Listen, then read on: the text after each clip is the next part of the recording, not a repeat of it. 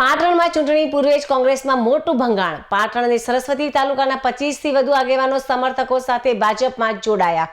પાટણ જિલ્લા પંચાયત અને તાલુકા પંચાયતોની આગામી ચૂંટણીને પૂર્વે જિલ્લાના રાજકારણમાં મોટા ઉલટફેરના એંધાણ વર્તાઈ રહ્યા છે. આજે પાટણ અને સરસ્વતી તાલુકાના કોંગ્રેસના 25 જેટલા દિગ્ગજ આગેવાનો અને તેમના અસંખ્ય સમર્થકોએ કોંગ્રેસનો છેડો ફાડીને વિધિવત રીતે ભારતીય જનતા પાર્ટીનો કેસરીયો ખેસ ધારણ કર્યો છે.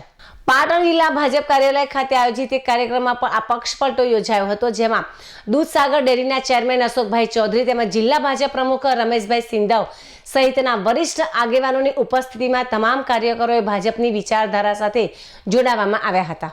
કોંગ્રેસને રામ રામ કરીને ભાજપમાં જોડાનારમાં મુખ્ય ચહેરામાં કમાભાઈ ચૌધરી તેમજ પાટણ તાલુકાના દુધારામપુરા ગામના અગ્રણી આગેવાન અને તેમના સમર્થકો અને રણછોડભાઈ ચૌધરી સરસ્વતી તાલુકાના વધાસર ગામના આગેવાન અને તેમના સમર્થકો ભાજપમાં જોડાયા હતા. તાલુકા અને જિલ્લા પંચાયતની ચૂંટણીઓ પહેલા જ આટલી મોટી સંખ્યામાં આગેવાનોએ કોંગ્રેસની સાથ છોડતા કોંગ્રેસના ગઢમાં ગાબડું પડ્યું હોય તેવી સ્થિતિ સર્જાઈ છે. ભાજપમાં જોડાયેલા આગેવાનોએ જણાવ્યું હતું કે તેઓ વડાપ્રધાન નરેન્દ્ર મોદીના વિકાસ કાર્યો અને ભાજપની વિચારધારાથી પ્રભાવિત થઈને આ નિર્ણય લઈ રહ્યા છે. આ પક્ષ પલટાથી આગામી સ્થાનિક સ્વરાજ્યની ચૂંટણીઓમાં ભાજપની સ્થિતિ વધુ મજબૂત બનશે તેમ મનાઈ રહ્યું છે.